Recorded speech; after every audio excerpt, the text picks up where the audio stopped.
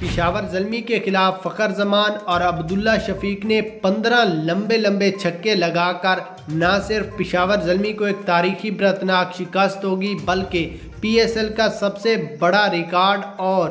بڑے لمبے چھکے لگانے والے یہ پہلے بیٹسمین بھی بن چکے ہیں۔ جبکہ پشاور زلمی کو بولر نے جب انگلی فخر زمان کو دکھائی تو انہوں نے 96 رنز کی اننگ میں صرف 10 لمبے چھکے لگائے ہیں اور ان کی ایسی دھلائی کی ہے، ایسی چھترول کی ہے کہ یہ ساری زندگی یاد رکھیں گے۔ یہاں پر آپ کو لاہور قلندرز کی مکمل ہائی لائٹس دکھاتے ہیں، اس سے پہلے ویڈیو کو لائک کریں اور کامنٹس میں فخر زمان اور عبداللہ شفیق کی بیٹنگ کے بارے میں اپنی رائے لازمی دینی ہے۔ اس کے بعد اگر یہاں پر میچ کی ہائی لائٹس پر نظر ڈالیں تو لاہور قلندرز نے پہلے بیٹنگ کرتے ہوئے مقررہ 20 اووروں میں 250 رنز تو نہ بنا سکے مگر 240 کے قریب تھے، صرف 3 کھلاڑیوں کے نقصان پر، جس میں مرزا طاہر بیگ نے 5 رنز، عبداللہ شفیق نے 45 گیندوں پر 96 رنز بنائے، جبکہ ان کے 10 لمبے چھکے اور 3 چوکے ان کی اننگز میں شامل تھے۔ عبداللہ شفیق نے 41 گیندوں پر 75 رنز بنائے، ان کے 5 چھکے اور 5 چوکے ان کی اننگز میں شامل تھے۔